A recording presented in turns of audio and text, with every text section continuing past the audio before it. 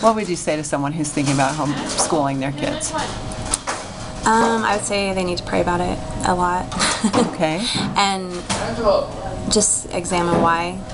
And not, I think my mistakes I made were being all or nothing, you know, thinking this is the way we do it and this is the only way, and, you know,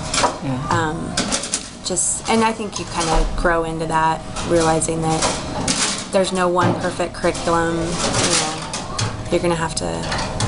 Where would you suggest they start, though? I don't know. I think finding someone who you really trust and can look up to, because I think most people aren't going to even think about homeschooling unless they've known somebody that's done it before. So, you know, finding someone that you look up to and just picking their brain and seeing how they do things and what they, you know. You had started to say something about how homeschooling would really be the ideal situation. Could you go into that again? Well, I just think that, you know, like I said at the beginning, that I know my kids better than anybody, you know, and I love them more than anybody, you know, and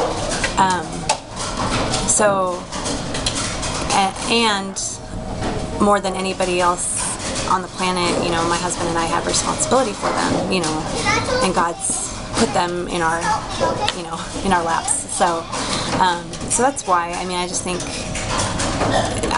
there's, you know, things I believe that I want them to embrace, you know, especially, you know, historically and, you know, science and all that kind of stuff. I just think apart from God, you can't teach those things. And I think where I've come to with my kids in public school now is that doesn't mean I can't still teach those things, you know. Like, we can still do homeschooling, but it's just, I guess, in addition to, you know, what they're learning. So, can you just quickly tell me about the decision again to put them in public school after homeschooling? How difficult was that?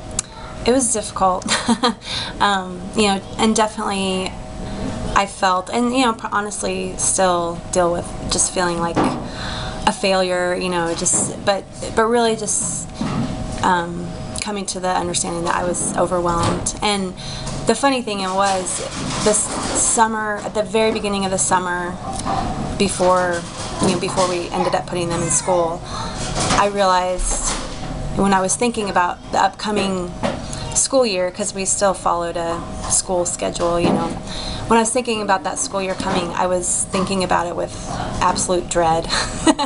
And I was like, when I finally took a step back from myself and thought, that's probably not a good thing to, like, thinking about the school year and having zero excitement and just being like, oh, you know, not being excited about that at all. So that kind of, I just realized, you know, it's probably best for now that they be in public school. So, do you have anything else you want to say? I